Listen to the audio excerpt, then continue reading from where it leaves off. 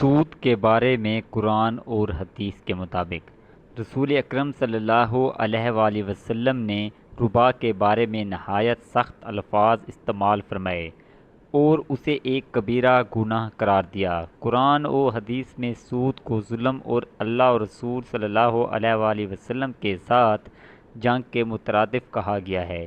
قرآن مجید میں اللہ تعالیٰ فرماتا ہے، اے ایمان والو، اللہ سے ڈرو اور جو سود باقی رہ گیا ہے وہ چھوڑ دو اگر تم ایمان والے ہو، اور اگر تم نے ایسا نہ کیا تو اللہ اور اس کے رسول کی طرف سے اعلان جنگ سن لو۔ سورۃ البقرہ۔ نبی کریم صلی اللہ علیہ وآلہ وسلم کی حدیث میں رسول اللہ صلی اللہ علیہ وآلہ وسلم نے فرمایا، سود کے 70 گناہ ہیں، سب سے ہلکا یہ ہے کہ انسان اپنی ماں سے زنا کرے۔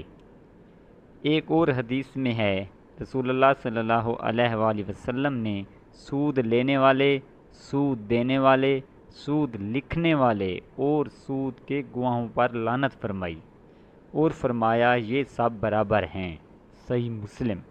آپ صلی اللہ علیہ وآلہ وسلم نے فرمایا، سود کھانے والا قیامت کے دن پاگل اور شیطان زادہ کی طرح اٹھے گا۔ صحیح بخاری، صحیح مسلم۔ خلاصہ: سود لینا، دینا، لکھنا یا اس پر گواہ بننا سب حرام ہے۔ سود کا لین دین کرنے والا گویا اللہ اور اس کے رسول صلی اللہ علیہ وآلہ وسلم سے جنگ کر رہا ہے۔ سود دنیا میں برکت ختم کرتا ہے اور آخرت میں سخت عذاب کا سبب بنتا ہے۔ اسلام میں تجارت، کاروبار اور قرض دینا حلال ہے، مگر سود لینا دینا سختی سے حرام ہے۔